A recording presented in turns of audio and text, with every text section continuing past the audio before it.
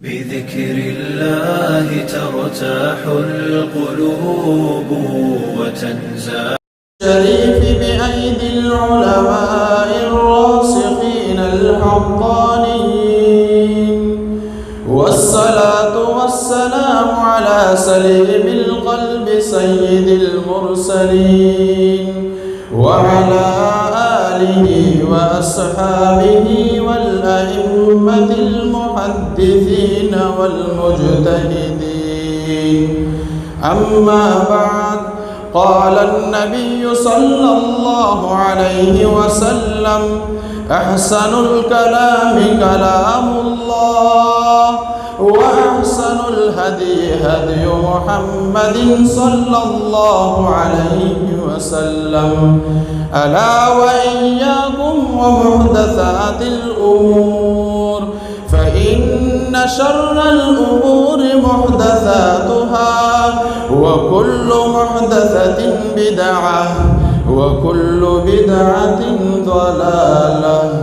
وكل ضلالة في النار.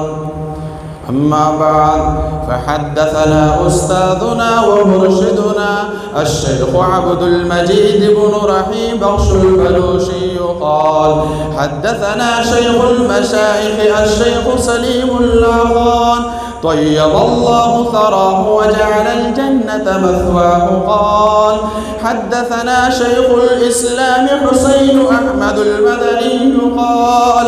حدثنا شيخ الهند محمود الحسن الديوبندي عن الشيخ الحجة العارف محمد قاسم النانوطبي، وعن المحدث الفقيه الشيخ رشيد أحمد الجنجوهي، كلاهما عن المحدث الشيخ عبد الغني الدهلبي المجددي، وعن الشيخ المحدث محمد إسحاق الدهلبي، عن الشيخ المحدث الحجة الشيخ عبد العزيز الدهلبي، عن والده الإمام الشاه ولي الله أحمد بن إبراهيم الدهلبي قال: أخبرنا الشيخ أبو طاهر بن إبراهيم القرضي المدني قال: أخبرنا الشيخ إبراهيم القرضي المدني قال: قرأت على الشيخ أحمد القشاشي قال: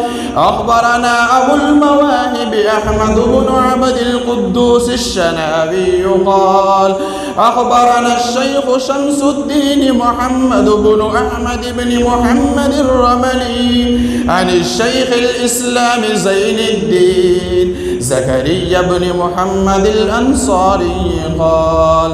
قرأت على الشيخ الحافظ أبي الفضل شهاب الدين أحمد بن علي بن حجر العسقلاني عن الشيخ زين الدين إبراهيم بن أحمد التنوخي عن الشيخ أبي العباس أحمد بن أبي طالب الحجار عن الشيخ سراج الدين بن الحسين بن مبارك الزبيري عن الشيخ أبي الوقت عبد الأول بن عيسى بن شعيب السجزي الهربي عن الشيخ أبي الحسن عبد الرحمن مظفر الداودي عن الشيخ أبي محمد عبد الله بن أحمد السرخسي عن الشيخ أبي عبد الله محمد بن يوسف بن مطر بن صالح بن بشر الفربري عن أمير المؤمنين في الحديث أبي عبد الله محمد بن إسماعيل بن إبراهيم بن المغيرة ابن بردزبة بن بززبة الجعفي اليماني البخاري رحمه الله تعالى عليهم أجمعين. اللهم انفعنا بعلومه وعلومهم آمين. أنه قال: باب قول الله تعالى: ونضع الموازين القسط ليوم القيامة